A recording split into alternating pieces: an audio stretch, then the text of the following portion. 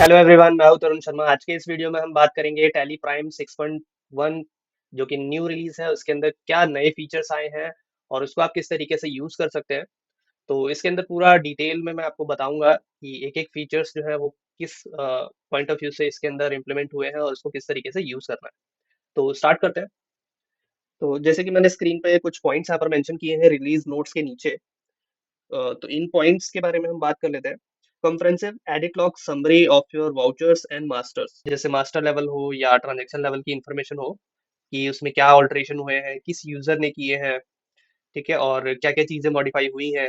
तो वो सारी चीजें अब आप एडिट लॉग की जो समरी होगी वो मैं दिखाऊंगा आपको टैली के अंदर कि किस तरीके से आप उसको देख सकते हैं। एडवांस फिल्टर्स भी इसमें दिए हुए हैं जिसका यूज करके आप एडिट लॉग समरी जो है वो आप रेडी कर सकते हैं। सेकंड, आईएमएस जो है आपका वो टैली के अंदर आ चुका है। तो आईएमएस जैसे कि आप जानते हैं कि जीएसटी पोर्टल पे ये इम्प्लीमेंट हुआ था और टैली में हमें इंतजार था कि टैली के अंदर ये चीज़ कब अपडेट होगी। तो 6.1 रिलीज के अंदर ये इम्प्लीमेंट हो गया है। ठीक है, तो इनवॉइस मैनेजमेंट सिस्टम के थ्रू आप अपना आईटीसी एक्यूरेट कर सकते हैं। उसकी एक्यूरेसी आपकी बढ़ जाएगी। जो स्टेटस रहेगा आपका, वो स्टेटस आप टैली के अंदर मेंटेन कर पाएंगे सभी बिल्स के लिए। तो वो भी हम देखेंगे कि आईएमएस की रिपोर्ट जो है वो किस टाइप से होगी, उसको डाउनलोड कैसे करना है, उसको अपलोड कैसे करना है, उसका प्रोसेस भी हम इस वीडियो में देखने वाले हैं। थर्ड है आपका जो एमएसएमई का एनेक्शर है फॉर्म 1, वो अपडेट हो गया है।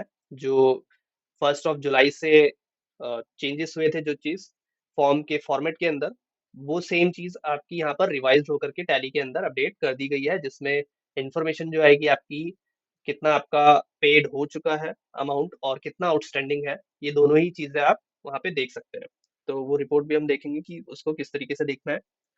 और फोर्थ है आपका आईएमएस और आईटीसी की जो समरी होगी, वो आप देख सकते हैं कि कितना आपका जो आईटीसी है वो अवेल आ रहा है और कितना पेंडिंग में है, कितना रिजेक्टेड में है, कितना अवेलेबल है। तो वो भी आप रिपोर्ट से मैच कर सकते हैं, देख सकते हैं। फिर जीएसटी से रिलेटेड एक इन्हेंसमेंट हुआ है कि जीएसटीआर 1 जो है वो काफ़ी लोगों को ऑफलाइन रिटर्न फाइल करना होता है और उसके लिए एक्सेल या सीएसवी की हेल्प से उनको फाइल करना होता है रिटर्न फाइल। तो उसकी फैसिलिटी भी अब आपको टैली प्राइम 6.1 के अंदर मिल जाएगी। आप इजीली आप जीएसटीआर 1 एक्सपोर्ट कर सकते हैं एक्सेल में और सीएसवी में। देन अपना ऑफलाइन जो रिटर्न फाइल है आप वो कर सकते हैं। फिर जीएसटीआर 2 बी रिकम्पिटिशन ईएमएस की रिपोर्ट जब आप देखेंगे तो वहां पर एक ऑप्शन आपको मिलेगा जिससे कि आप अपने जीएसटीआर 2 बी को रिकम्प्यूट भी कर सकते हैं। अगर आपको उसमें कुछ चेंजेस लगते हैं, कोई आईटीसी आपका रॉन्ग आ रहा है, तो वो सारी चीजें भी आप वहाँ पे क्रॉस वेरीफाई कर सकते हैं। देन स्मार्टर बैंक रिकन्सिलेशन से रिलेटेड भी कुछ इन्हेंसमेंट्स हुए हैं माइनर्स, जो कि मैं दिखाऊंगा आपको उसके पॉइंट्स में। जीएसटीआर 1 के अंदर आपको एक चेंज और मिलेगा एचएसएन और एसएसी का।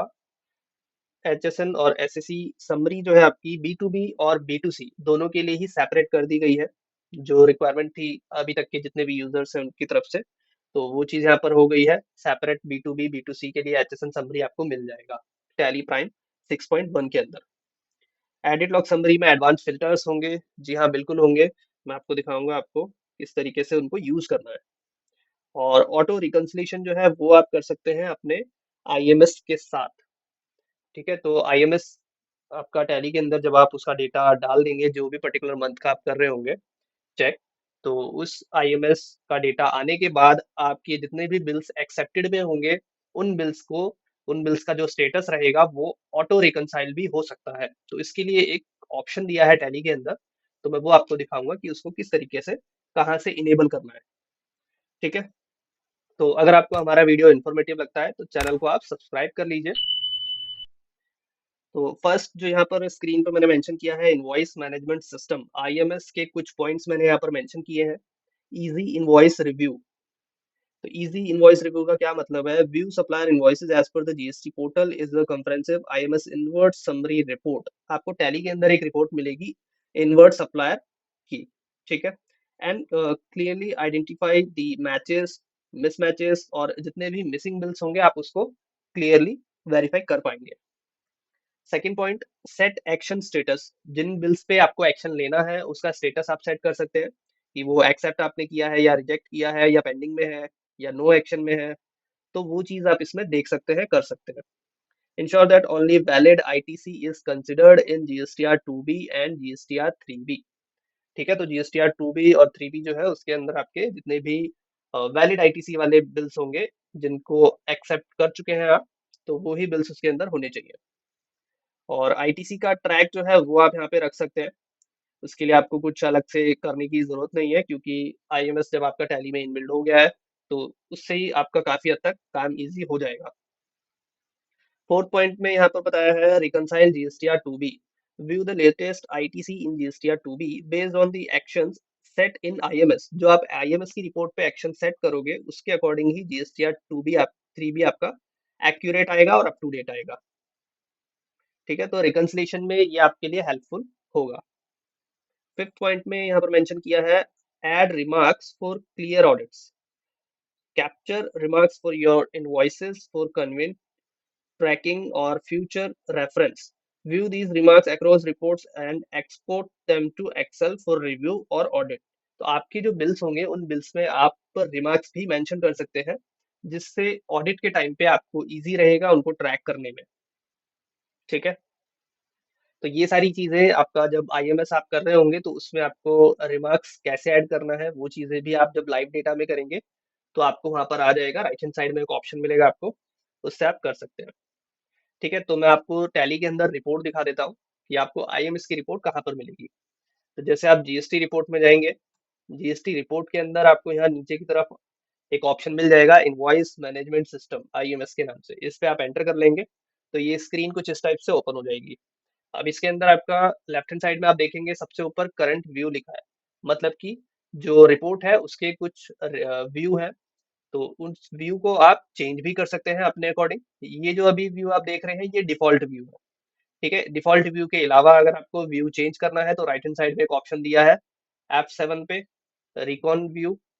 यहाँ से रिकंसिलेशन व्यू ओपन हो जाएगा कि कितने बिल्स आपके रिकंसाइल्ड हैं, कितने अनरिकंसाइल्ड हैं, कितने मिसमैच में है, कितने अवेलेबल ऑनलाइन पोर्टल में है। तो वो सारी चीजें आप यहाँ से देख पाओगे। ठीक है, अभी ये हमारा डमी डेटा है तो इसके अंदर एंट्रीज नहीं है, बाकी जब आप लाइव डेटा पे इस चीज को अप्लाई करेंगे तो आपके बिल्स उसके अकॉर्डिंग ही दिखेंगे, जो व्यू आपने सेलेक्ट किया होगा उस टाइम पे। ठीक है, इसके बाद अगर आपको अगेन डिफॉल्ट व्यू पे जाना है तो आप F6 पे चले जाएंगे, डिफॉल्ट आईएमएस व्यू, तो आप डिफॉल्ट व्यू पे रहेंगे। ठीक है, तो ये दो टाइप के व्यू है, डिफॉल्ट व्यू है और एक रिकॉन व्यू है, मतलब रिकॉन्सिलेशन व्यू। ठीक है, देन यहाँ पे एक व्यू आता है एक्शन व्यू। एक्शन व्यू के थ्रू आप क्या कर सकते हैं, जब आप एक्शन व्यू पे क्लिक करेंगे तो आपको जितने भी बिल्स होंगे वो सभी एक्शन के अकॉर्डिंग दिखेंगे आपको, सभी एक्शन के सामने। जैसे एक्शन रिक्वायर्ड के सामने बिल्स होंगे आपके एक्सेप्टेड, रिजेक्टेड, पेंडिंग। एक्सेप्टेड वाले में वो बिल्स होंगे जिनको आपने एक्सेप्ट कर लिया है, पेंडिंग वाले में वो होंगे जो पेंडिंग में है, रिजेक्टेड वाले में वो होंगे जो रिजेक्ट हो चुके हैं। ठीक है, देन यहाँ आप राइट हैंड साइड में एक ऑप्शन देखेंगे आईटीसी समरी का। तो अगर आप F10 पे क्लिक करेंगे तो आपको आईटीसी समरी मिल जाएगा। जो पीरियड होगा उस पीरियड के अकॉर्डिंग कितना अवेलेबल आईटीसी है, कितना पेंडिंग आईटीसी है, कितना रिजेक्टेड आईटीसी है, तो वो भी आपको यहाँ पर देखने को मिल जाएगा। इसके बाद यहाँ पे आप नीचे आएंगे तो नीचे आने के बाद आपकी जितने भी रिटर्न व्यू के नीचे जो यहाँ पर हेडिंग्स हैं वो हेडिंग्स आ जाएंगी, और comparison of books and portal, तो दोनों ही फिगर आपको दिखेंगी। जैसे कि हमने जब जीएसटीआर 2B या 3B जब हम रिकंसाइल कर रहे होते हैं तो उस टाइम पे आपने देखा होगा कि ब्लू कलर से फिगर्स आती हैं कुछ और कुछ आती है ब्लैक कलर से। ठीक है, तो जो ब्लैक कलर की फिगर्स होंगी वो आपकी आपकी कंपनी बुक्स की होंगी, और जो ब्लू कलर की फिगर्स होंगी वो सारा आपका पोर्टल का डेटा होगा। ठीक है, जब आप लाइव डेटा पे करेंगे तो ज़्यादा बेटर वे में क्लियर होगा आपको। इसके बाद राइट हैंड साइड में कुछ ऑप्शंस दिए हैं, जैसे बेसिस ऑफ वैल्यूज का ऑप्शन दिया है, जिसके अंदर आपको यहाँ पे अगर एक्शन के अकॉर्डिंग देखना है तो आप इसमें फिल्टर लगा सकते हैं, एक तरह से फिल्ट्रेशन कर सकते हैं, show report detail based on filing status. तो फाइलिंग स्टेटस में भी दो चीजें होती हैं, फाइल्ड बाय सप्लायर और yet to be filed by supplier. मतलब जो फाइल हो चुका है वो भी, और जो फाइल अभी किया नहीं है वो भी। ठीक है, इसके बाद नीचे एक ऑप्शन है बेस्ड ऑन एक्शन स्टेटस। तो जो एक्शन लिया गया है उस स्टेटस के अकॉर्डिंग अगर आपको बिल्स देखने हैं तो आपको वो ही बिल्स फिल्टर आउट करके मिल जाएंगे। ठीक है, तो ये चीज आप बेसिस ऑफ वैल्यूज में जाके कर सकते हैं। देन आपको अगर व्यूज चेंज करने हैं तो आप चेंज व्यू में जाके यहाँ से व्यूज चेंज कर सकते हैं। डिफॉल्ट व्यू अभी है, रिकंसिलेशन व्यू में जाना है तो आप यहाँ से भी जा सकते हैं। ठीक है। और जो बात मैंने की थी कि आपका ऑटो रिकंसिलेशन पे आप कैसे ला सकते हैं बिल्स को, तो उसके लिए आपको क्या करना है, F11 करना है। F11 करके आप यहाँ चले जाएंगे enable goods and service tax में। यहाँ पे जाने के बाद यहाँ पर आपको एक ऑप्शन मिलेगा रिकंसिलेशन कॉन्फ़िगरेशन के नीचे, mark reconciled vouchers as accepted in IMS।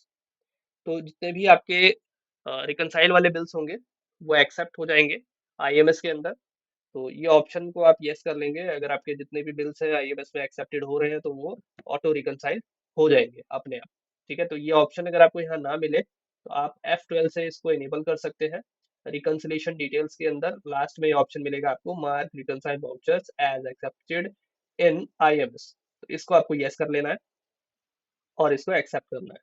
तो ये ऑप्शन आपको बाहर मिल जाएगा, इसको आप यस करके एक्सेप्ट कर लेंगे। तो आप जब IMS का डेटा डाउनलोड करके और मैच कर रहे होंगे तो जितने भी बिल्स का स्टेटस आप एक्सेप्ट करते जाएंगे तो वो सारे बिल्स आपके GSTR 2B के अंदर ऑटोमेटिकली रिकंसाइल में शो हो जाएंगे।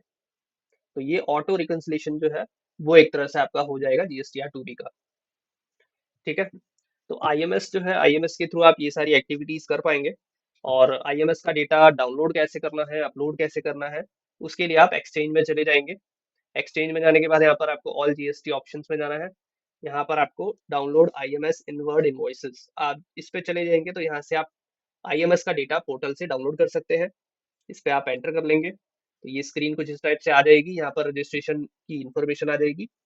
ठीक है, अगर आपके मल्टीपल GST नंबर आपके होंगे कंपनी के तो उस केस में मल्टी GSTN अगर आपने टैली में यूज किया है तो उस केस में यहाँ पर आपको सेलेक्ट करने का ऑप्शन दिया जाएगा कि आप किस रजिस्ट्रेशन का IMS डेटा डाउनलोड करने वाले हैं। ठीक है, तो वो आप सेलेक्ट कर लेंगे।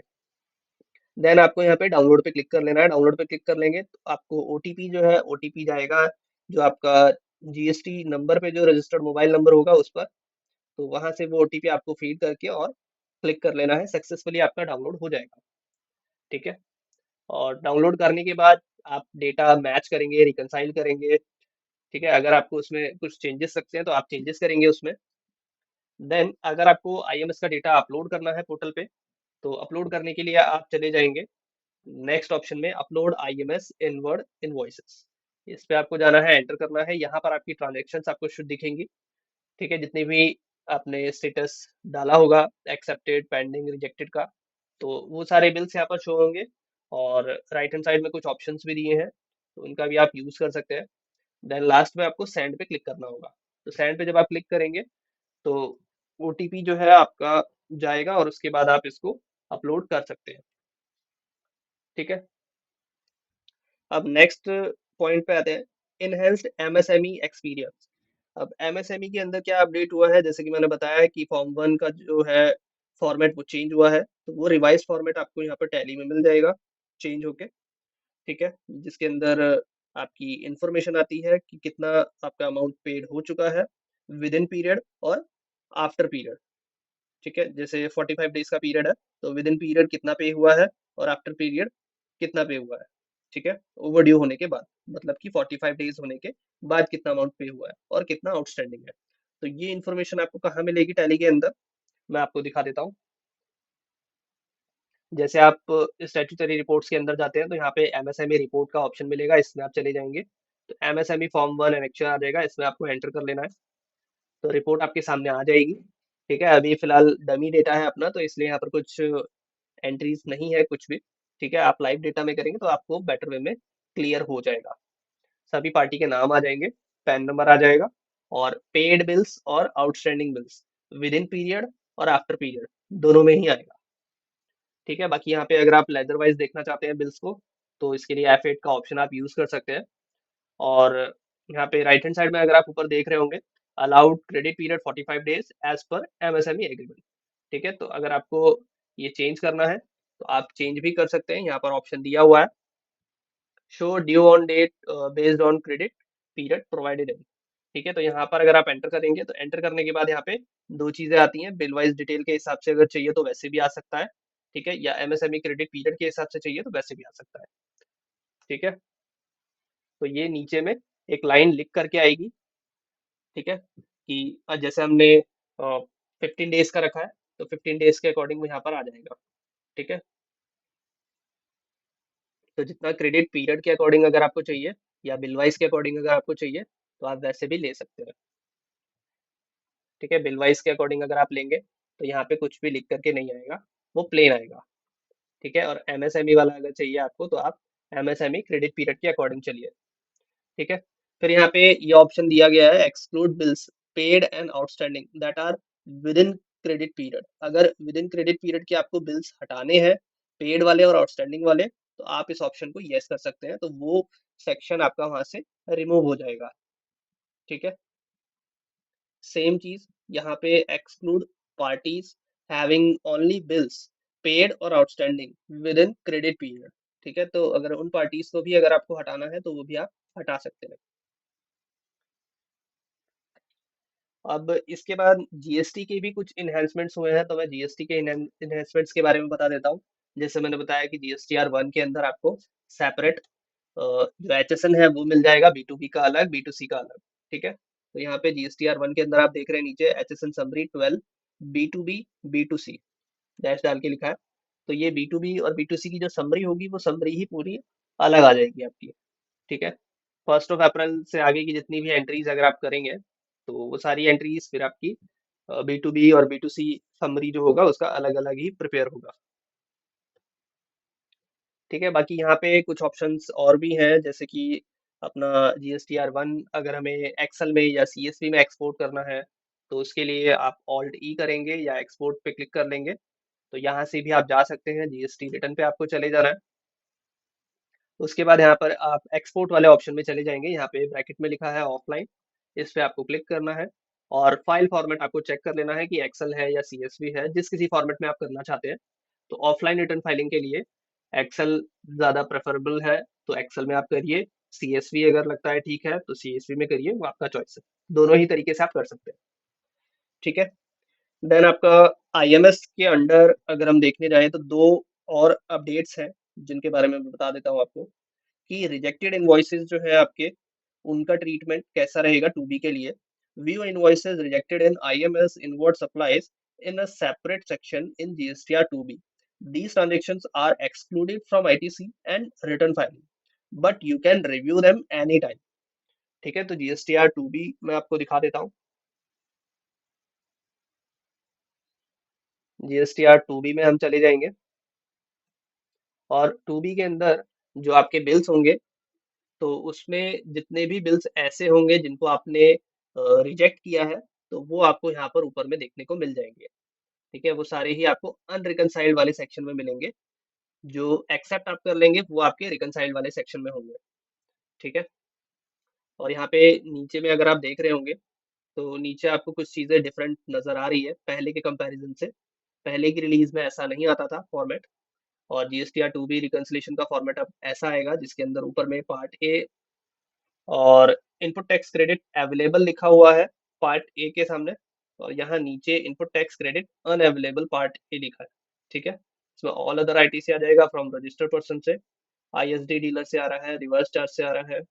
ठीक है, और इम्पोर्ट ऑफ गुड्स आ रहा है, बाकी रिवर्सल है। तो इसके अंदर ये दो पार्ट्स में आपको इस तरीके से दिखेगा, जिसमें कंपनी बुक्स की वैल्यू और पोर्टल वैल्यूज अलग अलग दिखेंगी।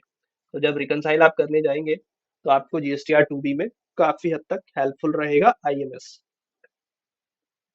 ठीक है, जैसे कि मैंने ऑटो रिकंसिलेशन का पॉइंट आपको पहले ही बताया, तो ऑटो रिकंसिलेशन के लिए आप F11 में जाके enable goods and services tax में जाके वहां से उस ऑप्शन को यस कर सकते हैं, mark reconcile vouchers as accepted in IMS। ठीक है, तो इससे क्या होगा, जितने भी बिल्स का स्टेटस आप एक्सेप्ट कर रहे हैं वो ऑटोमेटिकली GSTR 2B के अंदर रिकनसाइल में चली जाएंगी। ठीक है, अब एडिट लॉग की बात करते हैं। एडिट लॉग के अंदर आपका फर्स्ट पॉइंट है all inclusive summary, track the numbers and versions for altered and non altered and deleted vouchers and masters. तो एडिट लॉग की रिपोर्ट आपको कैसे देखनी है? सबसे पहले आपको ऑल्ट जी करना है, ऑल्ट जी करके आप यहाँ पर गो टू में चले जाएंगे, यहाँ लिखना है एडिट लॉग। जैसे ही आप एडिट लिखेंगे यहाँ पे एडिट लॉग समरी आ जाएगी, उसके सामने में आपको दो चीजें मिलेंगी, वाउचर टाइप और मास्टर वाइज। ठीक है, तो वाउचर टाइप्स में मैं दिखा देता हूँ आपको, जिसमें सारे ही वाउचर टाइप यहाँ पर आ जाएंगे आपके, और कितने कितने नंबर ऑफ काउंट बिल्स हैं जो डिलीट हुए हैं, ऑल्टर हुए हैं, तो वो चीज यहाँ पर आपको मिल जाएगी। जैसे मैं सेल्स वाले सेक्शन में गया, एंटर किया, तो यहाँ पे पूरा ये कि कब कब किस महीने में कितनी एंट्री ऑल्टर हुई है, तो वो चीज़ें यहाँ पर आ रही है। अब जैसे मैं इसमें चला जाता हूँ, जनवरी मंथ में मैं गया, तो जनवरी मंथ में यहाँ पर 3 बिल्स आ रहे हैं जो ऑल्टर्ड है। ठीक है, ऑल्टर्ड है या डिलीटेड भी हो सकता है, इसमें कुछ बिल्स हो। तो यहाँ पर आप क्या करेंगे, राइट हैंड साइड में कुछ ऑप्शंस आपको देखने को मिलेंगे। यहाँ पे ऑल वाउचर्स का एक ऑप्शन है, F5 पे। इस पे अब अगर आप क्लिक करेंगे तो यहाँ पर ऑल वाउचर्स आ जाएंगे, इनके आपको वर्जन्स मिल जाएंगे। अगर आप अगेन इस पे क्लिक करेंगे, ऑल्टर्ड वाउचर आ जाएंगे। ठीक है, तो यहाँ पे ऑल वाउचर का ऑप्शन दिया है, तो ऑल वाउचर से उस पर्टिकुलर मंथ में जितने भी बिल्स होंगे वो सारे आ जाएंगे।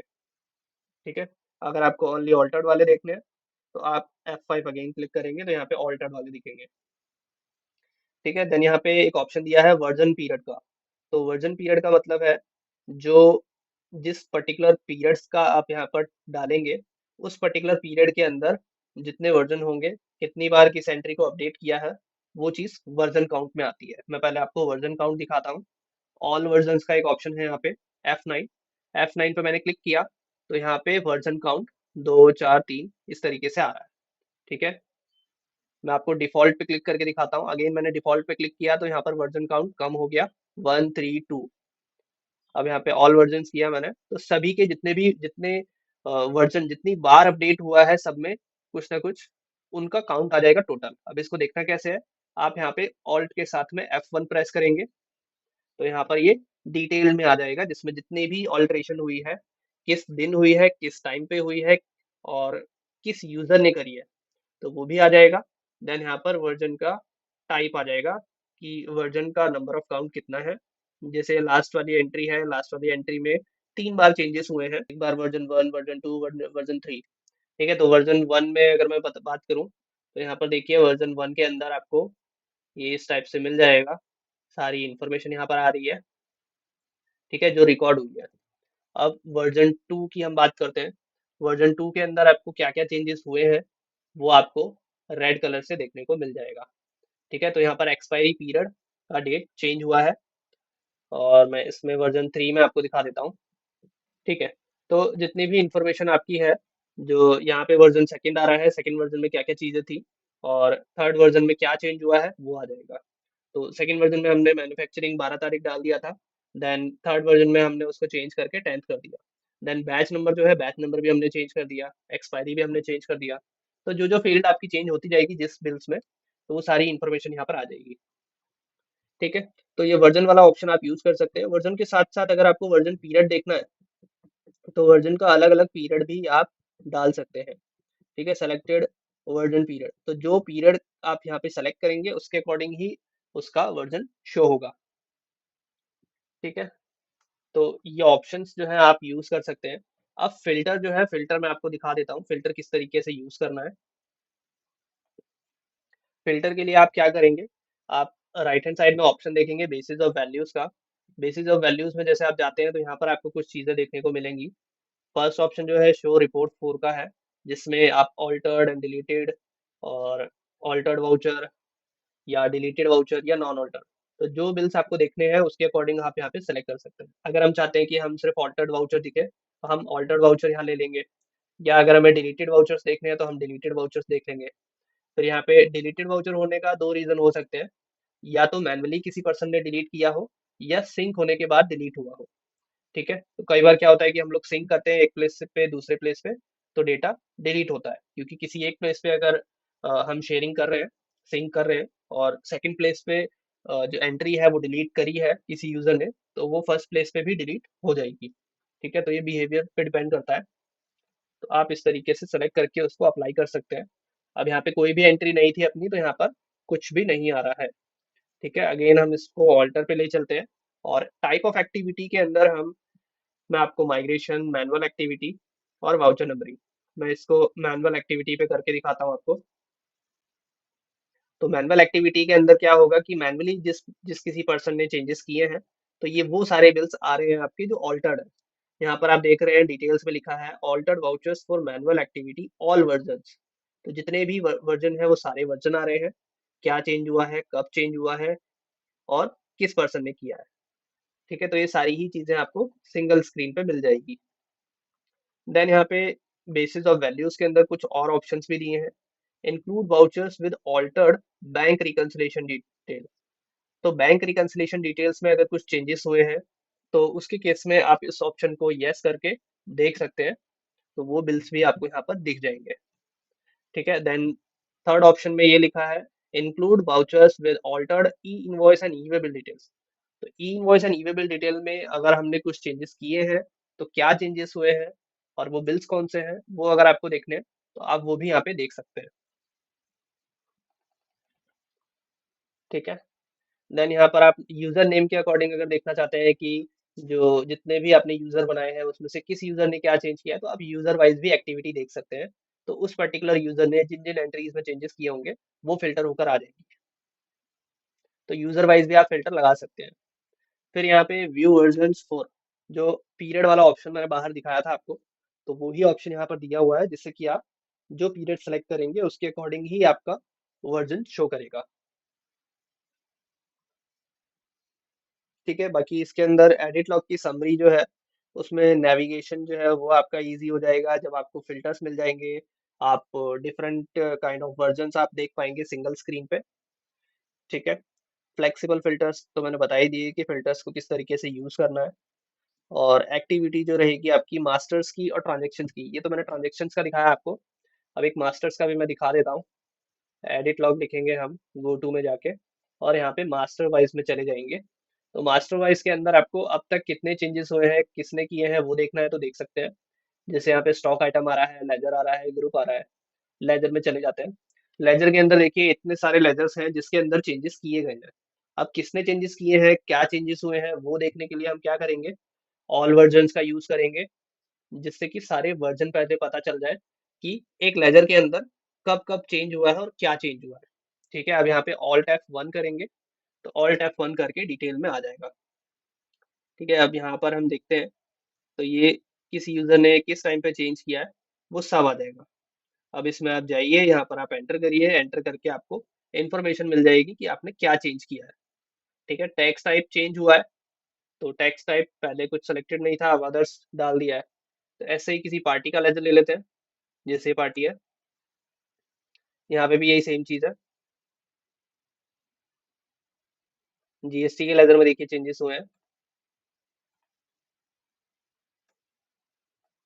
अब यहाँ पे देखिए फोर्थ पे मैंने एंटर किया, वर्जन 4 पे। तो यहाँ पर अगर आप एक्टिविटी के टाइप में देखेंगे तो क्या लिखा है, receive due to import no changes. ठीक है, तो अगर आपने डेटा कहीं से इंपोर्ट किया है तो वो रीसेव्ड हो जाता है, इसलिए वो इस एक्टिविटी में दिखेगा आपको और नो चेंजेस यहाँ पे ब्रैकेट में मिल जाएगा। तो इस चीज के लिए आपको कुछ करना नहीं है, ये आपको काम इजी करके दिया है। ठीक है, इस पे अगर आप एंटर भी करेंगे तो यहाँ ये ओपन होगा नहीं, यहाँ पे लिख करके आ जाएगा no differences to display as the master was received without any changes. ठीक है, फिर फिफ्थ वाले में देखिए मैंने एंटर किया तो यहाँ पर कॉस्ट सेंटर का ऑप्शन जो है उसको यस किया है और टैक्स टाइप जो है वो अदर था, वो अदर से हट गया है। ठीक है, तो इस टाइप से आप अल्टरेशन देख सकते हैं। बाकी राइट हैंड साइड के जो ऑप्शंस है वो सेम है जैसे मास्टर्स में थे और ट्रांजेक्शन्स में थे वैसे ही मास्टर्स में है। ठीक है, देन बैंकिंग से रिलेटेड कुछ एनहेंसमेंट हुए हैं तो वो भी देख लेते हैं। Convent split, all the unreconciled transaction in the split company will now appear as opening BRS। तो पहले क्या होता था कि हम डेटा स्प्लिट करते थे तो स्प्लिट करने के बाद जो हमारी लास्ट ईयर की जो एंट्रीज है, जो बैलेंस है, वो एज अ ओपनिंग बीआरएस नहीं आता था। ठीक है, तो अब जब आप करेंगे स्प्लिट तो वो 6.1 के अंदर आपका ओपनिंग बीआरएस के अंदर एंट्रीज दिख जाएंगी और आपकी जो बैलेंस होगा वो कैरी फॉरवर्ड होके आ जाएगा। Second point, enhance experience in bank reconciliation. In the reconciliation report, view the bank date even for the bank transactions reconciled via linking। अगर आपने मैनुअली किसी एंट्री को रिकंसाइल किया है तो उसका बैंक डेट भी आप देख सकते हैं। देन पेमेंट रिवर्स फाइल के बारे में बात लिखी है यहाँ पे कि आप किसी भी प्लेटफॉर्म से पेमेंट रिवर्स फाइल इंपोर्ट कर सकते हैं टैली के अंदर। The import summary is enhanced to display a detailed breakup based on payment status। तो जो पेमेंट स्टेटस है उसके अकॉर्डिंग आपकी जो रिवर्स फाइल है वो इंपोर्ट होने के बाद उसका समरी जनरेट हो जाएगा। Seamless sync, override the amount transaction status in the destination company during synchronization। तो सिंक्रोनाइजेशन करते टाइम पे जो आपकी एंट्री का जो स्टेटस रहेगा, तो वो ओवरराइड हो जाएगा आपका। ठीक है, तो वो आपका इफेक्ट नहीं होगा जो आपने एंट्रीज रिकंसाइल कर रखी होगी ऑलरेडी। तो ये कुछ इन्हेंसमेंट्स हैं जो हमने देखे एमएसएमई के बारे में, बैंकिंग के बारे में, जीएसटी के बारे में, आईएमएस के बारे में। तो आई होप कि ये वीडियो आपके लिए इंफॉर्मेटिव रहा हो। तो आप ज़्यादा से ज़्यादा लोगों को ये वीडियो शेयर करिए। एंड इससे रिलेटेड और भी काफ़ी सारी चीज़ें हैं जो आपको कमिंग वीडियोस में देखने को मिलेंगी। तो देखते रहिए Tally with Tarun, and thanks for watching. See you soon in the next video.